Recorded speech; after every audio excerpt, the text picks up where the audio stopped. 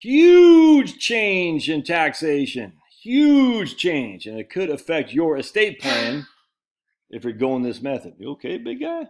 Which I don't like this method anyway, but a lot of people do. Sergio, you're out there. I'm looking at you.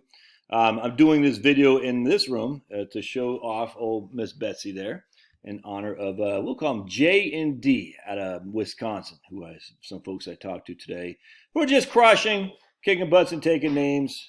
It's amazing how many people think I can't retire in America. And, these guys just come from nothing. They build their assets. They live in a moderate home. They drive moderate cars. It's the same. Just plugging away, saving, plugging. It's the same old story. Raise 3 kids. I don't understand why people think this can't happen in America. It's nuts. All right. So anyway, so I'm minding my own business. The anonymous conservative blog. Pablo wants to say hello, by the way. Look at this old guy. Look at this guy. Look at Gruffy. Hi. Is that Stone Pablo? You gonna show Stone Pablo? And so I'm anonymous conservative blog. Is great. It's one of my favorite websites. The Conservative Treehouse. I still follow Instapundit quite a bit. Actually, I like the boys over at Instapundit. They're a little bit too pro science, if you know what I'm saying, for me, because we know that science is a joke in terms of the way it's practiced today. For some reason, conservatives, they think NASA is a bag of chips, dude. It's the weirdest thing. A lot of conservatives we got to cut the budget here, there, and everywhere, but not for NASA and not for the Department of Defense. Let's fund more to Ukraine and fund more to NASA, but everywhere else we got to cut the budget. I was like, the Democrats say the same thing. You can cut the budget on the DOD and NASA, but how dare you do it on the EPA? I'm like, this is why we just spend, because no one wants to cut the budgets on anything. Conservatives, NASA for conservative is like Disney for children, frankly, is what it is. It's just a weird thing to me how much they just think that NASA is all that in a bag of chips. I'm not saying NASA's bad. Not saying anything like that, but just can we get over this infatuation? We're going to be living on Mars. Oh, so dumb. All right, so anyway, we go down here and we're just reading demand for U.S. liquefied natural gas surges amid fears of impending shortage. That's not good. China urges shift from dollar to local currencies for, I don't know what SCO trade is. And then we come down here and we see that video of Hunter Biden watching the 4th of July fireworks at the White House has people wondering if he had a case of the sniffles. Hunter probably doesn't sniff young girls like Sniffy Joe does. Biden sniffs the white stuff, where they just happen to find some sniffy stuff for the sniffles. So the Sniffy family is large and in charge. That's freaking crazy. Voting machines will not meet new federal standards in time for the 2024 election. Shocking. Yeah, so let's just keep going. So I'm minding my own anonymousconservative.blog. I'm scrolling on down here, and I find the IRS has quietly changed the rules around the tax break on a particular kind of trust, often used to minimize the state tax. He says it's a revocable trust. It's not a revocable trust. He made a mistake there. It's an irrevocable trust. Irrevocable trust. So we go over here to dailymail.com, which is a British rag. And if you want anything new, news-oriented about the United States, you have to go outside of the United States because we are government propaganda, our mainstream media, for sure. All right. IRS quietly changes rules on how your children's inheritance is taxed. Here's what you need to know to avoid a shock bill. The agency has curbed the tax rate on a particular type of trust used to minimize capital gains. In the last decade, more families have been using irrevocable trust, and this rule will impact its estate planning techniques. They've turned to irrevocable trust to protect their assets from spend down in order to qualify for Medicaid. Now, I cannot stand irrevocable trust to qualify for Medicaid. Medicaid is supposed to be used for impoverished people. That's it. You don't want to be on Medicaid first and foremost. You don't. The only reason you want to be on Medicaid is because there's no other option. If you have enough money in order to put into an irrevocable trust, that way your children inherit, and yet you, the mom, goes to Medicaid facilities, something is broken there. That's wrong. It's not the way it's supposed to be. And as more and more people need Medicaid, we have less and less money in order to provide for the more and more people who need it. Because we have more and more people going on Medicaid because the boomer generation is older and getting sicker.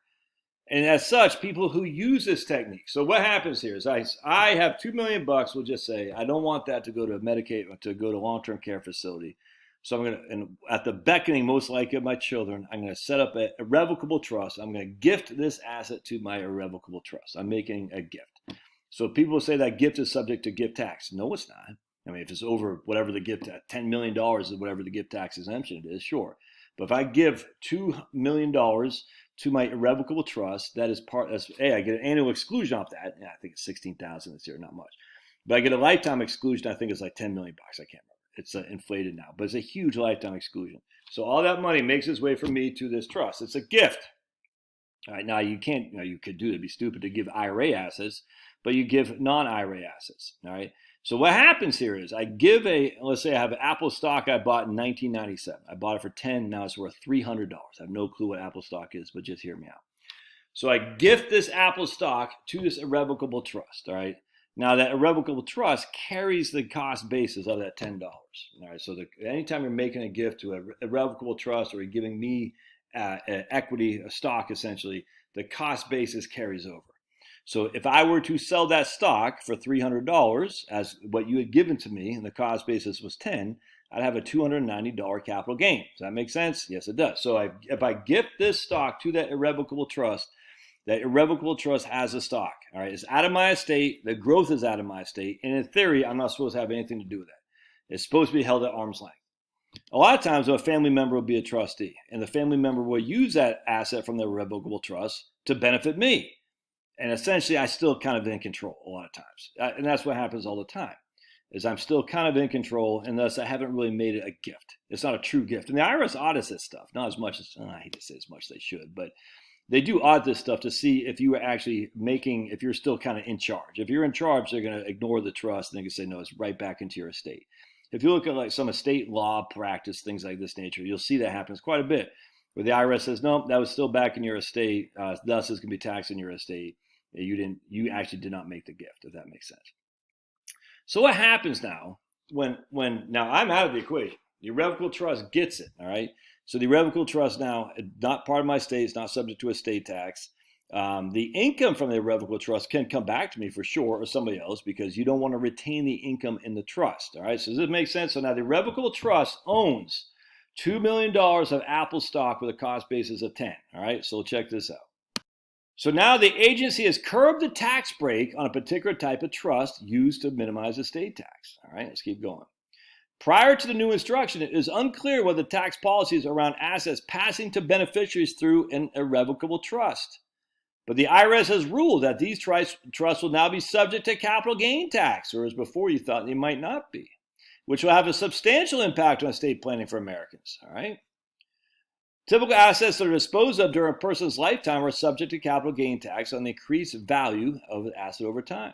The tax owed is largely determined by the difference between how much was purchased and what the account is worth, as we talked about.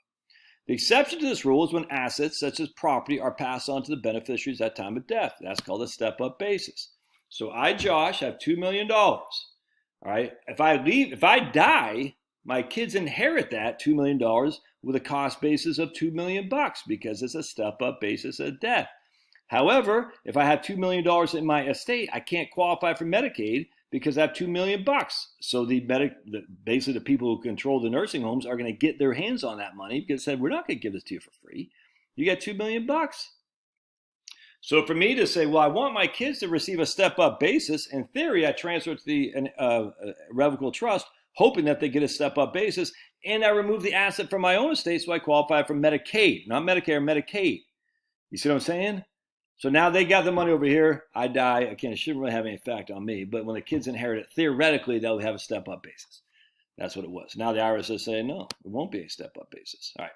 The death of the owner gives the recipients a step-up in basis, so they can inherit the asset as if they just purchased it at the current value rather than when the true cost basis. This in turn eliminates any capital gain tax. Prior to the new rule, which was introduced in March, transfers from irrevocable trusts have generally been receiving this tax break. You hear that? Prior to the new rule, transfers from irrevocable trusts have generally been receiving this tax break to step up a basis. However, the new ruling states that any property held in a revocable trust that's not included in the taxable estate at death. That would be me. So I have the money I put the money in the revocable trust. It's not included in my estate at death. That's why I could qualify for Medicaid. It's not included in my estate. I don't own it.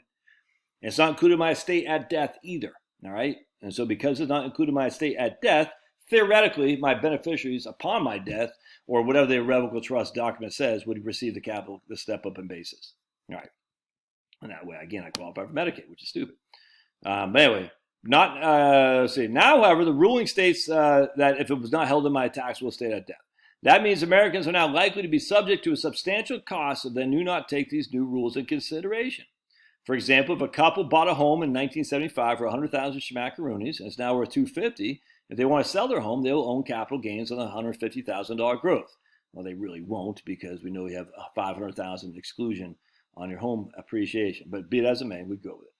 Prior to the ruling, if the couple had transferred their home into an irrevocable trust, the trust could sell the home for in the cost basis of $250, and no capital gains would be due if the proceeds were then distributed to the children. You see, so if I sell my stock, if the trust sells that stock of Apple at $2 million with a cost basis of 10, and they distribute the proceeds to the children, it's all step-up basis. There's no capital gain tax due. I would not, if I was an estate planning attorney, I'd be hesitant to declare that, because that seems still way outside the letter of the law. But right now it's settled, apparently. The IRS says that is not the letter of the law. Thus, you can't do that anymore. In order to qualify for Medicaid, people will frequently have to have a spend down of your assets in order to meet the required level of income and assets. The income guidelines offered differ depending on the state, but people usually spend some of their income or assets on healthcare and medical related costs. One of the only tools people use to protect assets from being subject to the spend down was an irrevocable trust. This ruling does not mean that these trusts are no longer useful. It just takes careful planning that your kids are going to have to pay capital gain tax upon the receipt of the money, which they should. Many families will not find themselves subject to estate tax when the value of their home is included, because the current federal tax is only about $13 million. But anyway, if you currently have an irrevocable trust or considering one, seek advice from a financial planner. Let's see if there's any comments on here, because I'd like to see that. Let's check this out. Stupid. I do not know. Pablo? No. Well, Finney's out there. Hold on, let me get him. And this is stupid right here. I do not believe it's legal for the IRS to make wholesale changes to tax law without congressional approval. That's dumb. IRS makes its changes all the time in the rules, 100%. And the reading of what the congressional intent was. That's a stupid thing to say. The change would never make it through the House if a Republican wins in 2024. It will be stopped. Why do you care? So more rich people can qualify for Medicaid? That doesn't. I literally don't understand this level of thinking. Republicans. Oh my goodness, we got to stop the rich people from paying more tax. Do you think the rich people care about you? They don't, man. You don't want to be on Medicaid. It drives up. Look, again, there's people out there who do it, are righteous people. My man Sergio. I don't know if he's doing this or not, but he got mad at me a couple times because I made this exact case I'm making here. Medicaid is for poor people. If you have the money, you should pay for your own way, man. If you got the money, and again, people say, oh, but Josh, you talk about being poor on paper. Yes, I do talk about being poor on paper. You know how we get poor on paper? We pay the tax now to be poor later. It's a trade-off. Pay the tax now, be poor later, be poor now, or pay the tax later. I don't care, but I talk about you're still paying the tax. Here, you're getting around the tax code by saying we're going to use the irrevocable trust in a way so we can pretend we're poor on paper, so a way grandma can qualify for Medicaid. But that every single person that qualifies for Medicaid that has the money is robbing someone else to qualify for Medicaid that doesn't. There isn't enough money. Medicaid is funded by your state and the federal government, which means you are relying on you're socializing basically what I always say, privatizing the profits and socializing the risk. You're saying, I want my money to stay in my little bubble here, my family unit. And I want the rest of the country to pay for it. I don't find that, I find that to be bad. I don't think you should do that. If you've been blessed with a couple $1 million, you should pay your own way. You should not rely on the taxpayer of freaking Joe and Mom Schmom who's making $50,000 a year. You shouldn't do that, especially when Medicaid is broke as it is now, and people still do need it. I don't like it. Never liked it. My thing of being poor on paper is you're paying the tax now. You're not avoiding the tax. You're not pretending you're poor. You're saying, I'm poor now because I paid all the tax they want today. And that's what you do. That's different. That's a whole different ballgame. Roth conversions, same thing. You're still paying the tax. Here, there's no tax being paid. You're just gifting the assets. Your kids are getting it in order to qualify for a government program you really shouldn't be qualified for. Take your income, tax, buy the property is taxed every year, pay property tax or whatever. It should be illegal to tax already taxed income. What hasn't been taxed as income and assets? That's stupid. It's not illegal. It's not. You haven't taxed the income, my guy. The assets, it's capital gain. Anyway, so this is big. We got some. I don't have any problem with this at all. I don't. It's always perturbed me. And on top of that, we have the FTC starting to crack down on some corporate monopolies too. So as much as I can't stand Sniffy Joe, there are a couple of things that are coming out of DC that at least make sense, and this is one of them. Again, you should pay your own way. You shouldn't rely on your taxpayer. What if you just went door to door? Hey, like let's just say I went down to my neighbor. They saw my nice fancy schmancy house. They said, and I would knock on the door and say, hey, I'm going to put my mom in a Medicaid facility. Will you help me pay? You're like, well, you got $2 million. Yeah, I want to keep that for me or my kids, so you can help me pay. You never do that, man. Yeah. Love your thoughts. Don't get mad if you're out there. That's just my opinion. Doesn't mean I'm right. Just my opinion. But love your thoughts. We'll see ya.